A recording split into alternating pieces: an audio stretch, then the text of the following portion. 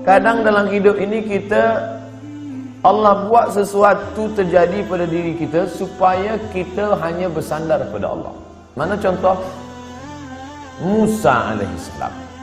Musa bukan Musa hidup dia bukan main-main.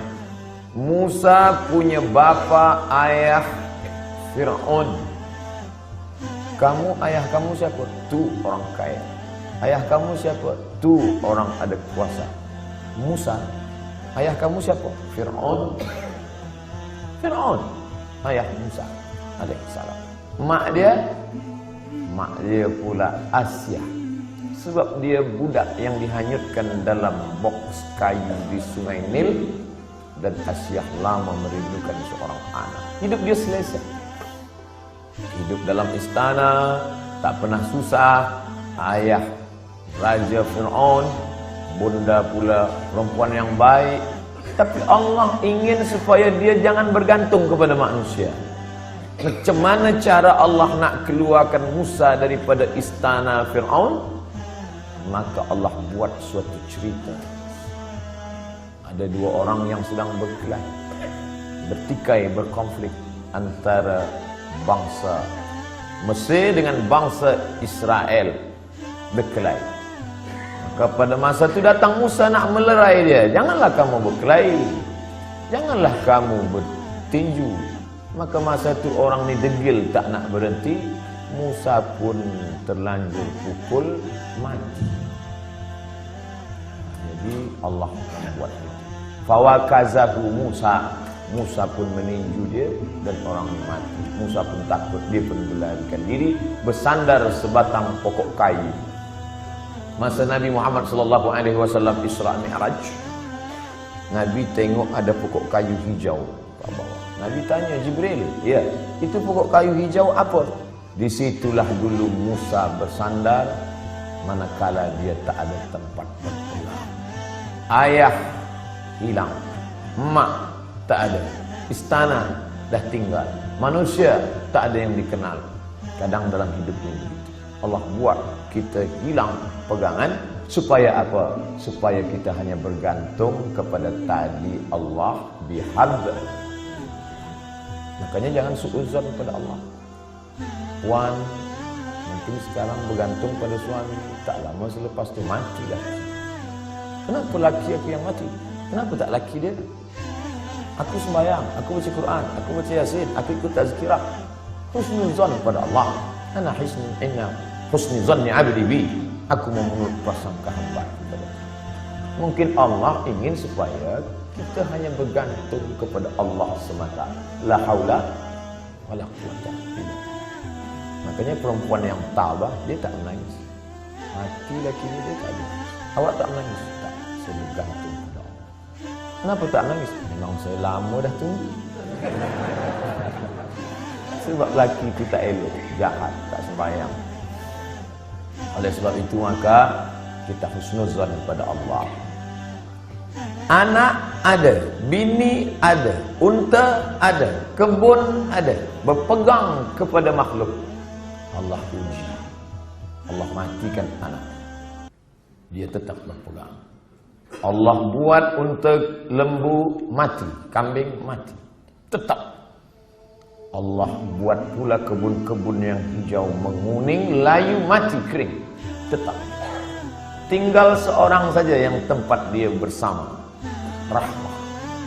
Maka disebut dalam doa orang menikah, Allahumma arham bainakuma kama rahimta baina Ayyub wa rahmah.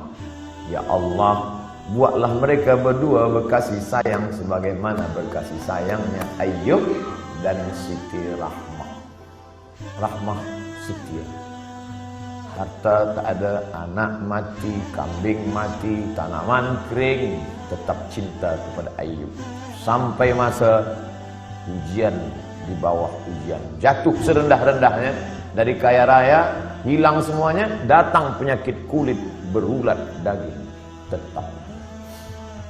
Namun meminta kepada Allah tidak, malu dia. Ayub tak ada minta pada Allah, ya Allah, dulu aku elok, rezeki banyak, ini kenapa anak mati, tanaman mati, kering, onta mati, datang pula penyakit kulit, salah aku apa? Ada Ayub marah kepada Allah. Sampai akhirnya Rahmah tak tahan. Apa kata isteri Ayub? Berdoalah pada Allah Ayub. Mengadulah pada Allah. Apa kata Ayub? Rabbi anni massani ad-dur wa anta arhamur rahimin.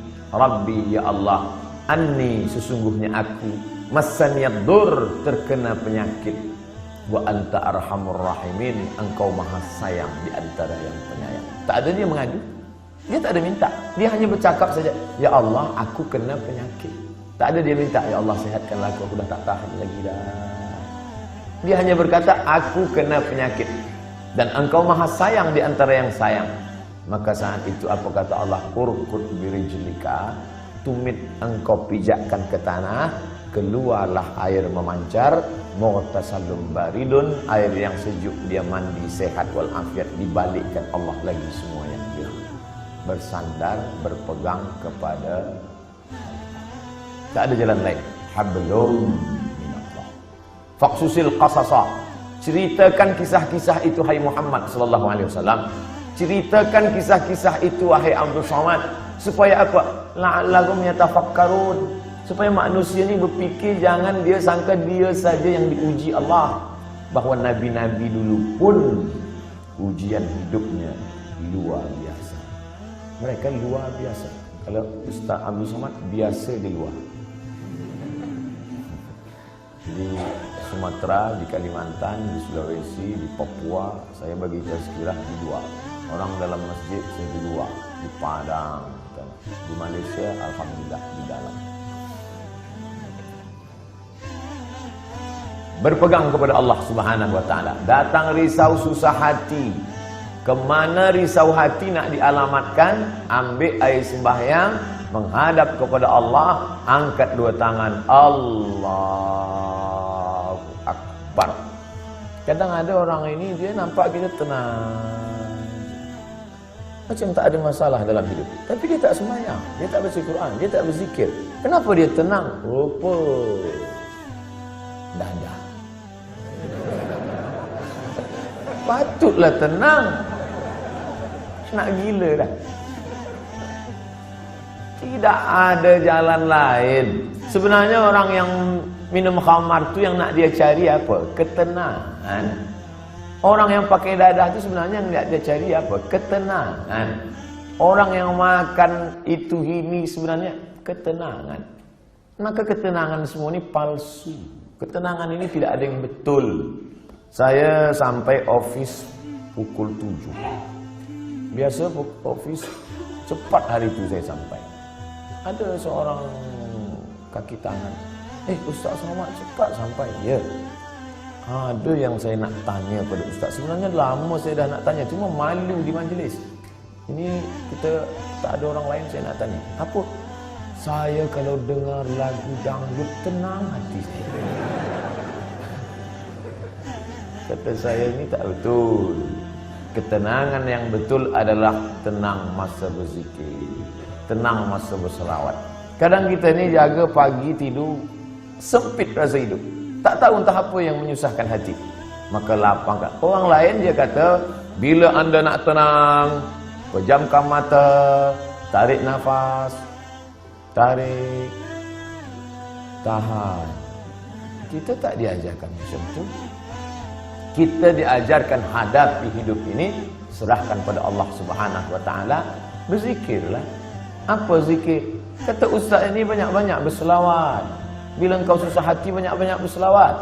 Allahumma shalli ala sayyidina Muhammad wa ala ali Muhammad. Allahumma shalli ala sayyidina Muhammad wa ala ali Muhammad. Allahumma shalli ala sayyidina Muhammad. Kata ustaz ini pula banyak-banyak berzikir, afdhaluz zikri fa'lam annahu la.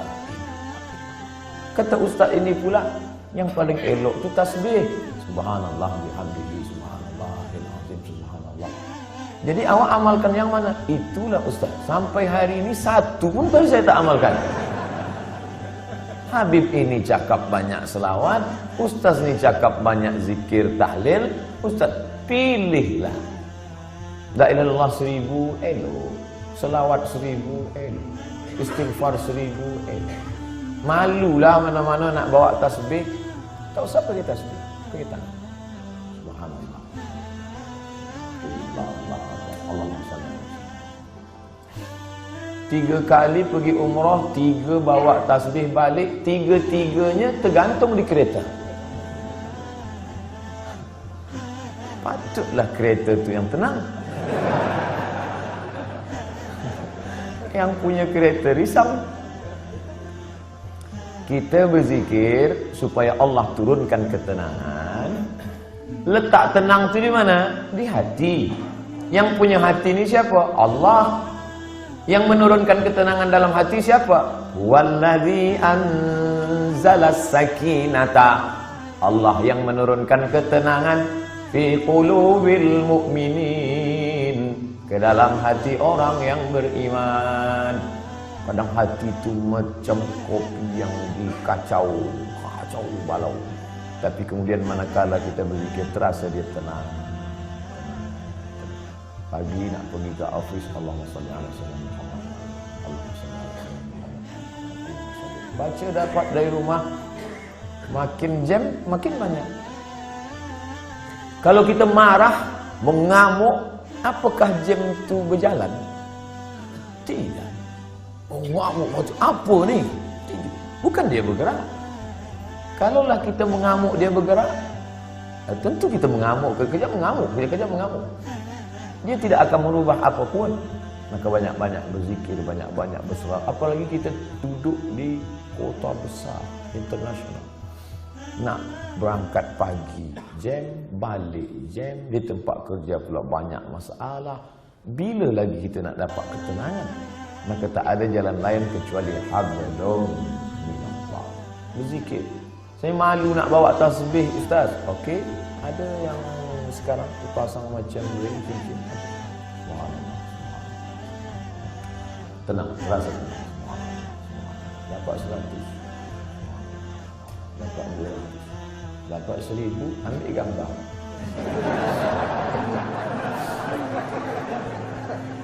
Langsung upload. Alhamdulillah dah 1000 pagi ni. Bukan itu. Kita ni beramal bukan nak tunjuk pada orang.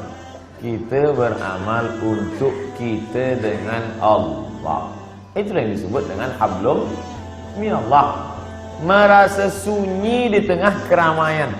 Ini ramai, banyak orang, tapi kita merasa sunyi sebab kita berdua sahaja dengan Allah. Manakala kita sendiri, sunyi. Dalam kereta sunyi, tak ada orang, tapi kita pun merasa ramai.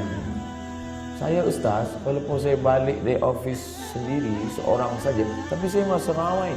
Dengan siapa? Ada Michael Jackson, ada Bryan Adams. Bukan dengan dia, tapi kita bersama dengan Allah. Hablum minallah. Kira-kira orang-orang soleh itu apakah tak ada takut dalam hatinya?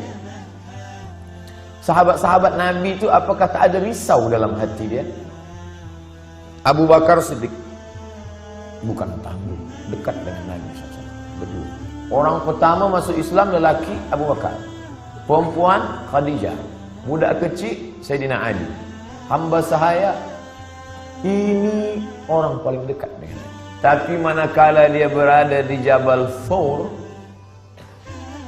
dan dia tengok kaki orang kafir Quraisy, sikit lagi nak tangkap kaki dah nampak. Dan orang kafir Quraisy maaf cakap, terkencing.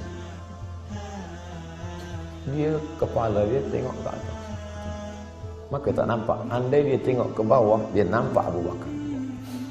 Waktu itu Abu Bakar datang. Apa kata Nabi SAW? La tahzan, innallaha ma'ana. La tahzan, jangan cemas, jangan takut, jangan sedih.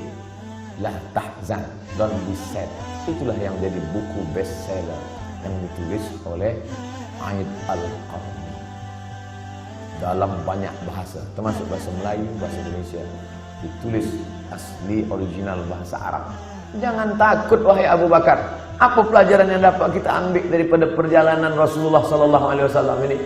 Bahwa orang selevel Abu Bakar pun yang dijamin masuk surga, tetap dalam hatinya ada rasa takut, ada rasa cemas, ada rasa sedih, ada susah hati. Jadi kalau ada orang, aku selepas banyak berzikir ni memang tak ada takut. Awak tak usahlah dusta. Abu Bakar pun takut, apa lagi awak abu-abu. Ustaz Somad ada rasa takut? Ada.